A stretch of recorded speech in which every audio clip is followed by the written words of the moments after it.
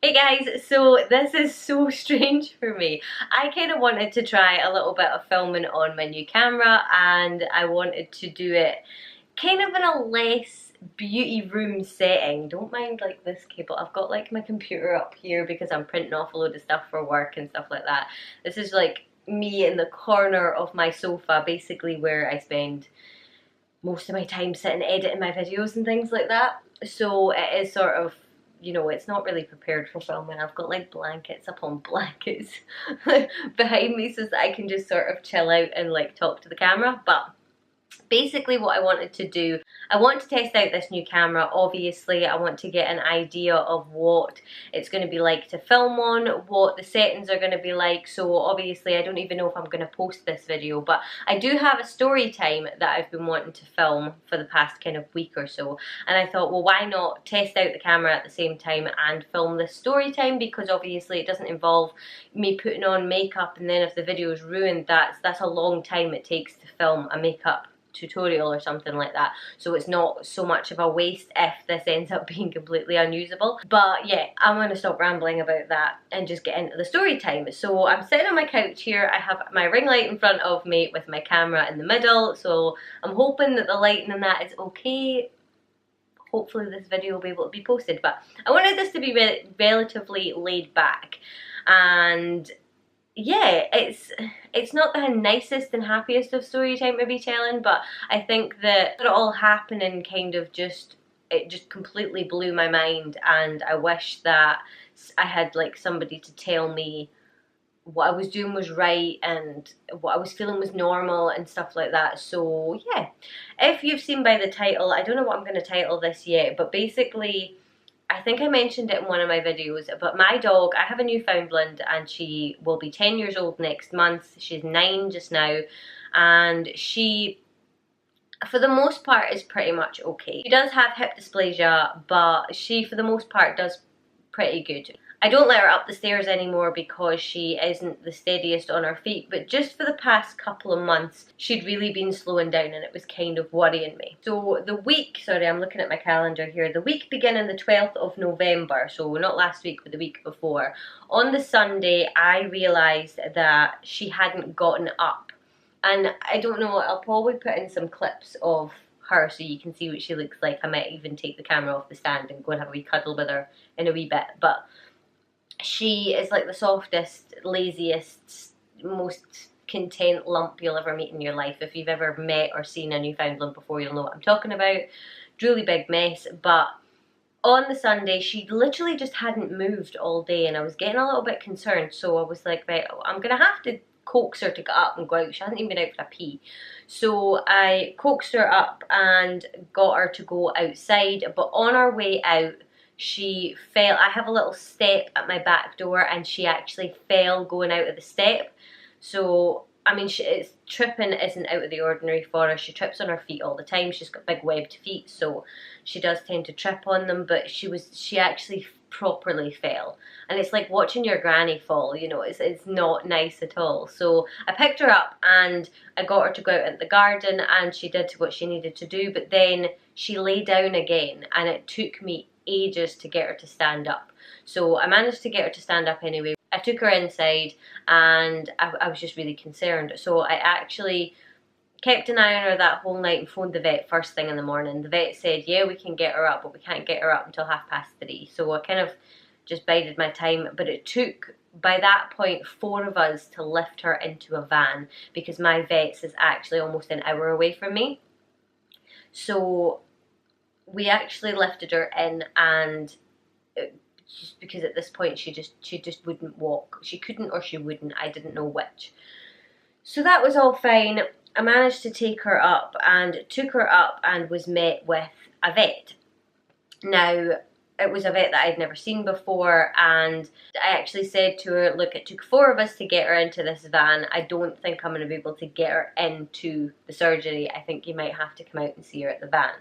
So that was fine. She came out and we had a little bit of a conversation, and basically she asked how old she was. She asked about her history, which was like all I could remember. Really, I would have thought that they would have had it all written down. But anyway, said that she had hip dysplasia. I said that she was 9 years old. She said that she would probably have arthritis. And I said the only thing that I can really see that's most worrying is that she won't get up. She won't walk. She won't even try and get up. She just refuses to move. So first of all, she basically, the look came across her face, and it was kind of like right, okay, what do we do about this? I said that she'd had x-rays and things like that in the past. Her hip dysplasia was confirmed. It was confirmed a few years ago. And she said, well, we wouldn't do another x-ray because it's not like it would have gotten better. It's only likely to have gotten worse. And she said, did it come on all of a sudden? I said yes. And basically from that conversation, she did a little bit of an exam. And she basically crawled into the van because it was a nightmare. Don't get me wrong, it was a total nightmare. She was kind of like squished over in the corner of the van because that's just where she'd ended up with like what she'd done wriggling about in the van. And she tried to take her heart rate, but because she was panting so much, she couldn't hear her heart. She tried to take her pulse. I don't know why in the end she couldn't end up getting her pulse, but basically she said her heart rate was elevated, although I don't know how she knew that, and that she was in a lot of pain and that I had a decision to make. Here's where the alarm bell started ringing for me. And I'd gone from being pretty hopeful and kind of okay with the whole situation to pure fear and pure dread. She said I'd given her a good life. I'd gotten her to 9 years old. That's senior for a Newfoundland. She basically said that there wasn't really anything she could do for her. And of course, I mean, from taking my dog up to the vet to then facing the reality of maybe coming home without her, immediately like that, just, I couldn't, my brain wouldn't even function. I couldn't even think. I basically said, well, what's the other option? What if it isn't this? What if it's something else? So she said, I can give her a painkiller just now and I can give you painkillers to take home. So I got tramadol to take home and she gave her something in an injection. And basically it was just reaffirming the whole, I need to think about this. I need to decide what is best for her. I need to decide in my mind what her quality of life should be. And it just tore me to pieces. Often when I think about that stage of her life happening, it makes me want to cry anyway. Facing it, however, was the most traumatic experience of my life. When another being's life is in your hands and you have to decide, it's the most horrible feeling on the planet. I've never ever felt so horrendous in my life. So anyway, the next day, or we took her home and we got her in the house, basically, two of us this time kind of dragged her into the house. I mean, by this point, she was knackered anyway. So we took her in, that was fine. We got her on her painkillers. She didn't react very well to the painkillers, but they helped a little bit. And by the next day, she was a little bit better. And I was obviously in turmoil. I just couldn't get my head around it. I was thinking, I was helping her with her tablets. I was going over and over and over in my head, what do I do? What do I do? I had slept on the couch with her every single night because I couldn't bear to leave her. I was trying to help her if she needed to move. I was trying to help her to move. I was taking her food and her water to her. She was still eating and she was still drinking. And I was saying that the only thing that I was really noticing apart from her not being able to walk was she was severely disconnected from me. She wouldn't really look at me. She wouldn't really engage with me. If somebody walked in the door, normally the head's up thinking, who's that coming? She wasn't doing any of that. My dad came out to see her and my dad was, normally she goes crazy when my dad comes out because she absolutely adores him, and she just wasn't interested at all. But she was still interested in food. So by Tuesday, I had decided that I was in no position to make a decision because the vet had told me by Wednesday, Thursday, I had to make a decision. She basically gave me 5 days worth of painkillers and said that I had to decide what to do after those 5 days, has she not made a miraculous recovery. So I decided, no, I need somebody to come and tell me, like irrevocably, is she in that much pain that her quality of life is this from now on. She's never going to get better, that there's positively nothing else wrong with her that could possibly be fixed. So I got the vet out on the Wednesday. Now, the vet actually came to my house. They did a home visit. I said, look, she's much better than she was. She's actually getting up now. She can get up to drink her own water, because that night she had improved quite a bit. And this was about 12 o'clock in the no, it was about 1 o'clock in the afternoon, because they had to do their clinic and then they had to come out. So she had gotten better, not miraculously better, not crazy better, but she had gotten a little bit better. So I don't know if it was just the encouragement or what, but I was pretty thankful for it. When I made the appointment, I basically said to them, I'm not getting you out here to put my dog to sleep. I am getting you out here because I want a second look at her. I'm not prepared to do that tomorrow or today, whatever. That's not what's happening. Just to make it clear, because I knew when it came to it that I would be in no fit state to answer any questions. So I actually got my dad out again to be there so that he could sort of fight my corner for me, because I tend to just, with her, I tend to just get very emotional and I wouldn't say my piece, whereas I knew that he would. So anyway, the vet came out, she took blood, which was a total nightmare. I think we shaved like 3 different parts of her leg, but she took blood. She said that she'd had blood before and her thyroid looked a little bit dodgy or something like that, so they wanted to double check that again. She gave her an examination and checked her all out, and that was that. There was no mention of putting her to sleep. There was no, anything like that. It was, I'll phone you this afternoon and let you know what happens with the bloods, because some bloods, they can actually test themselves in the clinic, some have to be sent away. So that was fine. I felt a little bit better, and then she actually called, couldn't get a hold of me because she had the wrong number for me, so she actually called my little brother. And he phoned me just to pass along the message and basically said that she has hypothyroidism, which, surprise, surprise, so do I. So we both have the same condition. I take thyroxine for mine, and basically what the vet said was she had to start taking thyroxine too. So it was actually kind of interesting to see that there was something that could have been done. So she said, right, I'll make up the prescription for you, come up and get it tomorrow, start her on it as soon as possible. And also she has, they suspected pancreatitis, which is inflammation of the pancreas, and to basically cut out fat from her diet or put her on a very, very low fat diet, because that can actually trigger it. So one thing I learned was that dogs that eat human food in high in fat can get pancreatitis.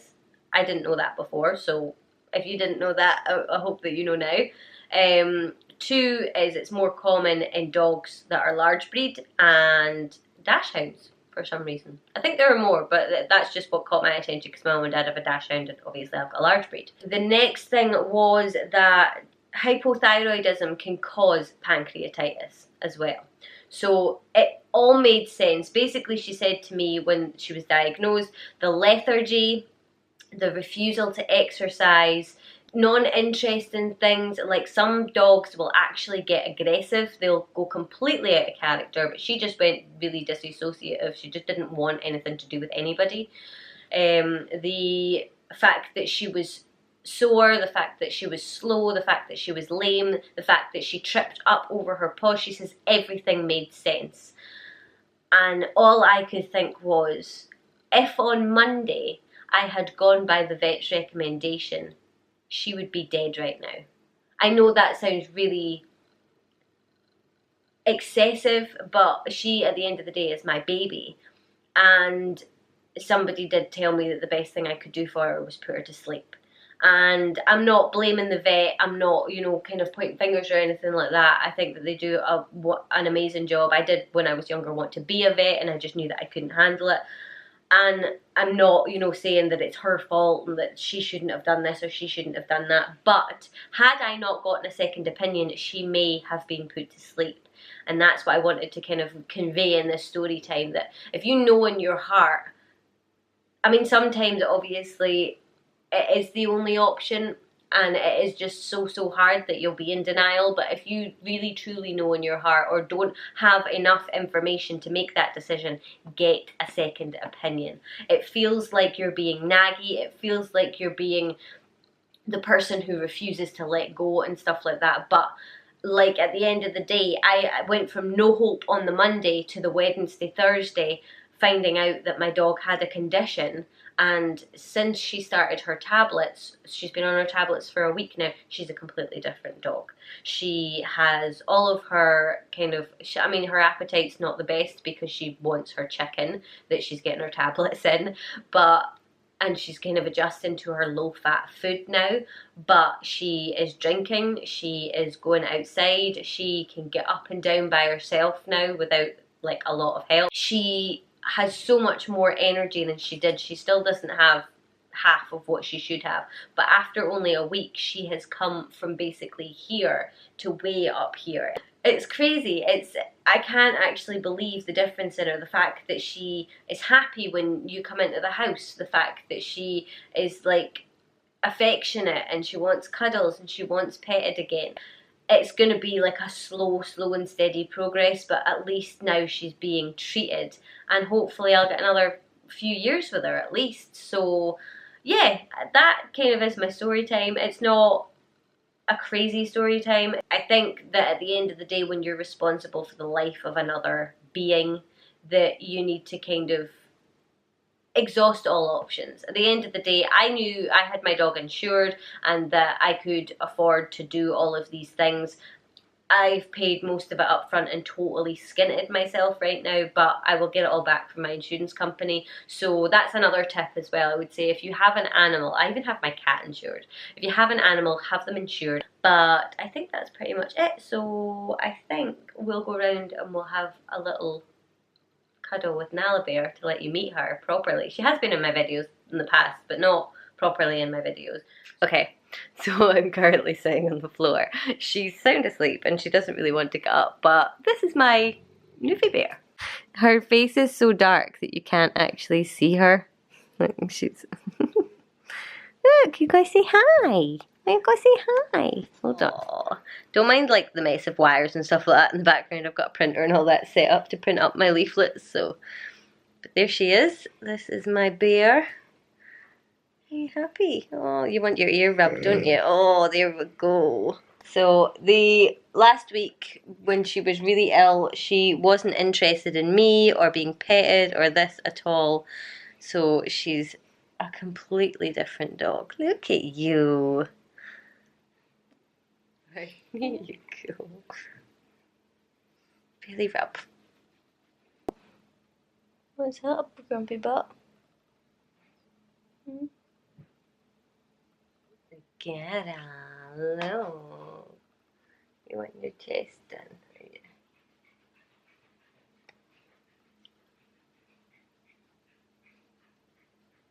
Anyway, I'm holding my camera just now. I just wanted to say thank you guys so much for watching this video. I hope you enjoyed the little cuddle with Nala. Hopefully we'll be showing her a lot more. You know, if you guys want to be kept up to date with how she's doing, let me know. And yeah, I think that's pretty much it. So if you enjoyed this video, or you found it somewhat helpful, I would love if you would give it a thumbs up and subscribe to my channel. Normally I do post beauty content on here, but I will be tossing in the old vlog here and there, hopefully, if I've got anything worthwhile filming. But I do post videos every Monday, Wednesday and Friday, so don't forget to subscribe, and hopefully I will see you guys in the next one.